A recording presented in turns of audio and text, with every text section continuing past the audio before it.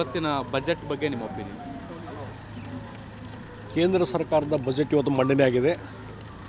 ಸನ್ಮಾನ್ಯ ಪ್ರಧಾನಮಂತ್ರಿ ನರೇಂದ್ರ ಮೋದಿಜಿಯವರ ನೇತೃತ್ವದಲ್ಲಿ ಆರ್ಥಿಕ ಸಚಿವರಾದಂಥ ನಿರ್ಮಲಾ ಸೀತಾರಾಮನ್ ಇವತ್ತಿನ ಬಜೆಟ್ ಮಂಡನೆ ಮಾಡಿದ್ದಾರೆ. ಅತ್ಯಂತ ಸ್ವಾಗತಾರ್ಹವಾದಂಥ ಬಜೆಟ್, ಭಾಳ ಪ್ರೋಗ್ರೆಸಿವ್ ಬಜೆಟ್ಟು.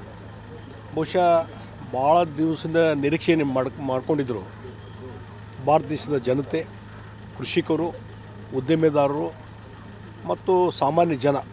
ಅವ್ರ ನಿರೀಕ್ಷೆ ತಕ್ಕಂತೆ ಇವತ್ತು ಬಜೆಟ್ನ ಕ್ರಮಗಳು ಮತ್ತು ಬಜೆಟ್ಟು ಮಂಡನೆ ಆಗಿದೆ ಅಂಥೇಳಿ ನಾನು ಹೇಳ್ತಾ ಇದ್ದೇನೆ. ಭಾಳ ಮುಖ್ಯವಾಗಿ ಭಾಳ ವರ್ಷದಿಂದ ಬೇಡಿಕೆ ಇತ್ತು ಮಧ್ಯಮ ವರ್ಗದ ಜನರದ್ದು. ಏನಂದರೆ ಈ ಇನ್ಕಮ್ ಟ್ಯಾಕ್ಸದ್ದು ಏನದ ಆದಾಯ ಮಿತಿ ಜಾಸ್ತಿ ಮಾಡಬೇಕಂಥೇಳಿ. ಬಹುಶಃ ಇವತ್ತು ಯಾರೂ ನಂಬಿರಲಿಕ್ಕಿಲ್ಲ.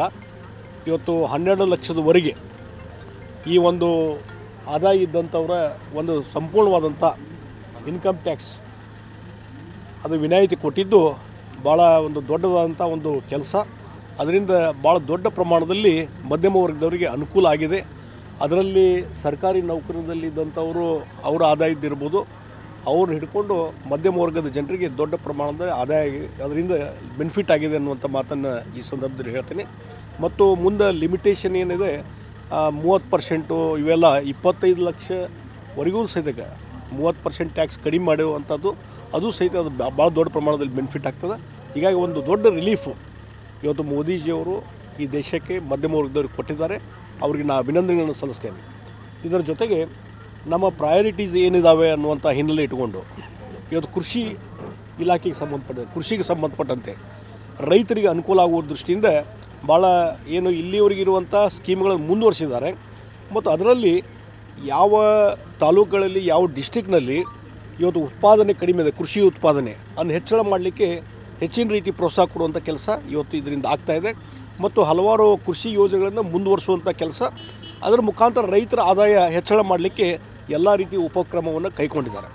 ಮತ್ತು ಭಾಳ ಇನ್ನೊಂದು ಇಂಪಾರ್ಟೆಂಟ್ ಸೆಕ್ಟರ್ ಅಂದರೆ MSME, ಸಣ್ಣ ಕೈಗಾರಿಕೆ. ಅದರ ಕಾಂಟ್ರಿಬ್ಯೂಷನ್ GDP ಇದರಲ್ಲಿ ಅವ್ರ ಕಾಂಟ್ರಿಬ್ಯೂಷನ್ ಜಾಸ್ತಿ ಇರೋದರಿಂದ ಸಣ್ಣ ಉದ್ಯಮಿಗಳನ್ನು ಬೆಳೆಸಲಿಕ್ಕೆ, ಹೆಚ್ಚು ಉದ್ಯೋಗ ಅವಕಾಶ ಮಾಡಲಿಕ್ಕೆ ಅದಕ್ಕೂ ಹಲವಾರು ಯೋಜನೆಗಳನ್ನು ತರುವ ಮುಖಾಂತರ ಅದಕ್ಕೊಂದು ದೊಡ್ಡದಾದಂಥ ಒಂದು ಕೊಡುಗೆಯನ್ನು ಇವತ್ತು ಕೊಟ್ಟಿದ್ದಾರೆ.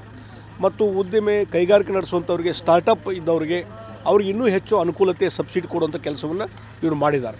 ಇದರ ಜೊತೆಗೆ ಮೋದಿಜಿಯವರು ಪ್ರಧಾನಮಂತ್ರಿ ಆದಮೇಲೆ ಭಾಳ ಮುಖ್ಯವಾಗಿ ಅವರ ಒಂದು ಭಾಳ ಒಂದು ಪ್ರೆಸ್ಟೇಜಿಯಸ್ ಏನೊಂದು ಉಡಾನ್ ಯೋಜನೆ ಇತ್ತು ಅದನ್ನು ಜಾರಿಗೆ ತರುವಂಥದ್ದು. ನಾನು ಇತ್ತೀಚೆಗೆ ನನಗೆ ಒಂದು ನೆನಪು ಮಾಡ್ತದೆ. ಇತ್ತೀಚೆಗೆ ಸನ್ಮಾನ್ಯ ಮೋದಿಜಿಯವ್ರನ್ನ ಭೇಟಿಯಾದಾಗ ಅವರು ಚರ್ಚೆಯ ಸಂದರ್ಭದಲ್ಲಿ ನಾನು ಹೇಳಿದೆ, ಉಡಾನ್ ಯೋಜನೆ ಅತ್ಯಂತ ಪಾಪ್ಯುಲರ್ ಯೋಜನೆ. ಅದರಿಂದ ಟೈರ್ 2 ಸಿಟಿಗೆ ಅಲ್ಲಿ ಏರ್ ಕನೆಕ್ಟಿವಿಟಿ ಹೆಚ್ಚು ಅನುಕೂಲ ಆಗಿದೆ ಅನ್ನುವಂಥದ್ದನ್ನು ಅವ್ರ ಗಮನಕ್ಕೆ ತೊಗೊಂಬಂದಿದ್ದೆ. ಅಷ್ಟೇ ಅಲ್ಲ, ಆ ಪೀರಿಯಡನ್ನು ನೀವು ಹೆಚ್ಚಳ ಮಾಡಬೇಕು ಅನ್ನುವಂಥ ರಿಕ್ವೆಸ್ಟ್ ಮಾಡಿದೆ. ಯಾಕಂದರೆ 3 ವರ್ಷದ ಪೀರಿಯಡ್ ಆದಮೇಲೆ ಆ ಏರ್ಲೈನ್ಸ್ ಅವರು ಬೇರೆ ಸಿಟಿಗೆ ಅವ್ರು ಶಿಫ್ಟ್ ಆಗ್ತಾರೆ. ಆ ಹಿನ್ನೆಲೆಯಲ್ಲಿ ಆ ಪೀರಿಯಡ್ ಹೆಚ್ಚು ಆವಾಗ ಅವರು ಓಪನ್ ಹೇಳಿದರು, ಇಲ್ಲ ಅದ್ರ ಬಗ್ಗೆ ನಾವು ಭಾಳಷ್ಟು ಗಂಭೀರವಾಗಿ ಚಿಂತನೆ ಮಾಡ್ತಾಯಿದ್ದೇವೆ ಅನ್ನುವಂಥ ಮಾತನ್ನು ಹೇಳಿದರು. ಇವತ್ತು ಬಜೆಟ್ನಲ್ಲಿ ಅದು ಪೀರಿಯಡ್ ಜಾಸ್ತಿ ಮಾಡಿದ್ದು ಮತ್ತು ಉಡಾನ್ ಯೋಜನೆಯನ್ನು ಸ್ಕೀಮನ್ನು ವಿಸ್ತರಣೆ ಮಾಡಿದ್ದು ಕೇಳಿ ಭಾಳ ಸಂತೋಷ ಆಗಿದೆ. ಇದರಿಂದ ಟೈರ್ 2 ಸಿಟಿ ಇಲ್ಲಿವರೆಗೆ ನೋಡ್ರಿ, ಎಲ್ಲಿವರೆಗೆ ಯಾವ ಟೈರ್ 2 ಸಿಟಿಗೆ ಏರ್ ಕನೆಕ್ಟಿವಿಟಿ ಇರುವುದಿಲ್ಲೋ ಅಲ್ಲಿವರೆಗೆ ಡೆವಲಪ್ ಆಗೋದಿಲ್ಲ. ಇವತ್ತು ಏರ್ ಕನೆಕ್ಟಿವಿಟಿ ಬಂದಿದ್ದರಿಂದ ಟೈರ್ 2 ಸಿಟಿ ಕರ್ನಾಟಕದ ಇರ್ಬೋದು, ಬೇರೆ ದೇಶದ ಬೇರೆ ಭಾಗದಲ್ಲಿ ಇರ್ಬೋದು, ಎಲ್ಲವೂ ಇಂಪ್ರೂವ್ಮೆಂಟ್ ಆಗಿದೆ. ಬಿಸ್ನೆಸ್ಸು ಮತ್ತೊಂದು ದೃಷ್ಟಿಯಿಂದ ಅದಕ್ಕೆ ಇದು ಉಡಾನ್ ಯೋಜನೆ ವಿಸ್ತರಣೆ ಮಾಡಿದ್ದು ಭಾಳ ಖುಷಿ ತರುವಂಥ ಸಂಗತಿ ಅನ್ನುವಂಥ ಮಾತನ್ನು ಈ ಸಂದರ್ಭದಲ್ಲಿ ಹೇಳ್ತೀನಿ. ಈ ರೀತಿ ಇವತ್ತು ದೊಡ್ಡ ಪ್ರಮಾಣದಲ್ಲಿ ಒಂದಷ್ಟು ಮತ್ತು ಇನ್ನೊಂದು ಭಾಳ ಕುಡಿಯುವ ನೀರಿನ ಯೋಜನೆ ಪ್ರತಿಯೊಂದು ಹಳ್ಳಿಗೆ ನಾವು ನೋಡ್ತಾ ಇದ್ದೇನಿಲ್ಲ. ಹಳ್ಳಿಗಳಿಗೆ ಹೋದಾಗ ಭಾಳಷ್ಟು ತೊಂದರೆಗಳಿದ್ದು. ನಾನು ಹಿಂದೆ RDPR ಮಿನಿಸ್ಟ್ರಾಗೂ ಕೆಲಸ ಮಾಡಿದ್ದೀನಿ. ಕುಡಿ ನೀರಿನ ಯೋಜನೆ ಎಲ್ಲಿಯೂ ಜಾರಿಯಾಗಿರಲಿಲ್ಲ. ಆದರೆ ಮೋದಿಜಿಯವರು ಬಂದ ಮೇಲೆ ಜಲಜೀವನ ಮಿಷನ್ ಇದು ಬಂದ ಮೇಲೆ ಇವತ್ತು ದೊಡ್ಡ ಪ್ರಮಾಣದಲ್ಲಿ ಕುಡಿಯುವ ನೀರಿನ ಯೋಜನೆ ಜಾರಿ ಆಗ್ತಾಯಿದೆ. ಅದನ್ನು ಸಹಿತ 2028ರವರೆಗೆ ವಿಸ್ತರಣೆ ಮಾಡುವಂಥ ಕೆಲಸ ಇವತ್ತು ಮೋದಿಜಿಯವರು ಮಾಡಿದ್ದಾರೆ ಇದರ ಮುಖಾಂತರ. ಅದಕ್ಕಾಗಿ ಇವತ್ತು ಕೃಷಿ, ಕುಡಿಯುವ ನೀರು, ಉದ್ಯೋಗ ಅವಕಾಶ ಮತ್ತು ಉದ್ಯೋಗಪತಿಗಳಿಗೆ ಹೆಚ್ಚಿನ ರೀತಿಯಂಥ ನೆರವು ಮತ್ತು ಉದ್ಯೋಗಾವಕಾಶ ಕೊಡಲಿಕ್ಕೆ ಹೆಚ್ಚಿನ ರೀತಿ MSME ಡೆವಲಪ್ಮೆಂಟ್ ಮಾಡುವಂಥದ್ದು, ಇವೆಲ್ಲ ಯೋಜನೆ ಮುಖಾಂತರ ಒಂದು ಭಾಳ ಅತ್ಯುತ್ತಮವಾದಂಥ ಬಜೆಟನ್ನು ಇವತ್ತು ನಿರ್ಮಲಾ ಸೀತಾರಾಮನ್ ಅವರು ಮಂಡಿಸಿದ್ದಾರೆ. ಅದಕ್ಕೆ ಮೋದಿಜಿಯವರ ಒಂದು ಮಾರ್ಗದರ್ಶನ ಇದೆ. ಇದನ್ನು ಸ್ವಾಗತ ಮಾಡ್ತೀನಿ. ಭಾಳ ಒಳ್ಳೆಯ ರೀತಿಯ ಬಜೆಟು ಮತ್ತು ಏನು ನಮ್ಮದು ವಿಕಸಿತ ಭಾರತ ಏನಿದೆಯಲ್ಲ, ಆ ವಿಕಸಿತ ಭಾರತ ಆ ಕಲ್ಪನೆ ಅದಕ್ಕೆ ರೂಪ ಕೊಡಲಿಕ್ಕೆ ಈ ಬಜೆಟ್ ನೆರವಾಗ್ತದೆ ಅನ್ನುವಂಥದ್ದನ್ನು ಈ ಸಂದರ್ಭ ಹೇಳಿ ಈ ಬಜೆಟನ್ನು ನಾನು ಸ್ವಾಗತ ಮಾಡ್ತೀನಿ. ಸರ್, ಈಗ ಕರ್ನಾಟಕದ ವಿಚಾರಕ್ಕೆ ಬಂದರೆ ಅಂದರೆ ಬಿಹಾರಕ್ಕೆ ಹೆಚ್ಚಿನ ಪ್ರಾಶಸ್ತ್ಯ ಕೊಡ್ತಾರೆ, ಕರ್ನಾಟಕಕ್ಕೆ ಈ ಬಾರಿ ಹೆಚ್ಚಿನ ಪ್ರಾಶಸ್ತ್ಯ ಕೊಟ್ಟಿಲ್ಲ ಅನ್ನುವಂಥ ಆರೋಪ ಸರ್. ನೋಡಿ, ಓವರಾಲ್ ಇವೇನು ಪ್ರಾಜೆಕ್ಟ್ ಇದಾವಲ್ಲ, ಈಗ ಉಡಾನ್ ಯೋಜನೆ ವಿಸ್ತರಣೆ ಆದರೆ ಎಲ್ಲ ಟೈರ್ 2 ಸಿಟಿಗೆ ನಮಗೂ ಅನುಕೂಲ ಆಗ್ತದೆ.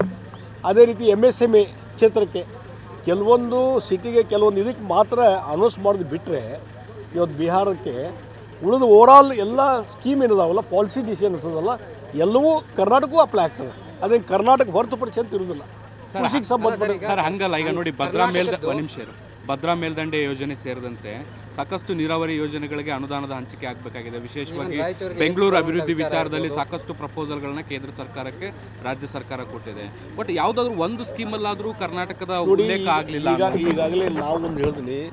ಈಗ ಬೆಂಗಳೂರಿಗೆ ಸೀಮಿತವಾಗಿ ಹೇಳೋದಾದರೆ ಬೆಂಗಳೂರಿಗೆ ಈಗಾಗಲೇ ಹಲವಾರು ಯೋಜನೆಗಳನ್ನು ಕೇಂದ್ರ ಸರ್ಕಾರ ಕೊಟ್ಟಿದೆ. ಅದನ್ನು ಅನುಷ್ಠಾನ ಮಾಡುವಂಥ ಕೆಲಸ ಆಗಲಿ, ಇದ್ದಂಥ ಯೋಜನೆಗಳನ್ನು ಅನುಷ್ಠಾನ ಮಾಡಲಿಕ್ಕೆ ರಾಜ್ಯ ಸರ್ಕಾರ ಆಗ್ತಾ ಇಲ್ಲ. ಇವತ್ತು ರೈಲ್ವೆ ಯೋಜನೆ ಎಷ್ಟು ಕೊಟ್ಟಿದ್ದಾರಲ್ಲ ಕೇಂದ್ರದವರು, ಹಿಂದೆ ಯಾವುದೇ ಇತಿಹಾಸ ತೆಗೆದು ನೋಡಿದರೆ ಇಷ್ಟೊಂದು ರೈಲ್ವೆ ಯೋಜನೆ ಯಾವಾಗ ಬಂದಿರಲಿಲ್ಲ. ಆದರೆ ಇವತ್ತು ರಾಜ್ಯ ಸರ್ಕಾರ ಏನು ಮಾಡ್ತದೆ, ಭೂ ಸ್ವಾಧೀನ ಮಾಡುವಂಥ ಪ್ರೊಸೆಸ್ಸೇ ಮಾಡ್ತಾ ಇಲ್ಲ. ಅದನ್ನು ಮಾಡಲಿಕ್ಕೆ ಇವತ್ತು ನಮ್ಮ ಬೆಳಗಾವಿ, ಕಿತ್ತೂರು, ಧಾರವಾಡದ್ದು ಹೊಸ ರೈಲ್ವೆ ಲೈನ್ ಅನೌನ್ಸ್ ಆಯಿತು, 900 ಕೋಟಿ ಸ್ಯಾಂಕ್ಷನ್ ಆಗಿದೆ. ಅಲ್ಲಿ ಭೂ ಸ್ವಾಧೀನ ಮಾಡಿ ಬೇಗ ನಾನೇ ಮೀಟಿಂಗ್ ಮಾಡ್ತಾಯಿದ್ದೇನೆ, ಪ್ರತಿ ತಿಂಗಳು ಮೀಟಿಂಗ್ ಮಾಡ್ತಾಯಿದ್ದೇನೆ. ರಾಜ್ಯ ಸರ್ಕಾರ ಅದಕ್ಕೆ ಏನೋ ಒಂದಿಷ್ಟು ಆಸಕ್ತಿ ತೊಗೊತಾ ಇಲ್ಲ. ಈ ರೀತಿ ಹಲವಾರು ಯೋಜನೆಗಳನ್ನು ರಾಜ್ಯ ಸರ್ಕಾರದ ಏನು ಪಾತ್ರ ಇದೆ ಅದನ್ನು ಮಾಡುವಂಥ ಕೆಲಸ ಮಾಡಲಿ. ಅದು ಬಿಟ್ಟು ಕೇಂದ್ರ ಸರ್ಕಾರಕ್ಕೆ ಬ್ಲೇಮ್ ಮಾಡುವಂಥದ್ದು ಬೇಡ ಅಂತ ಹೇಳ್ತೀನಿ. Okay sir, thank you.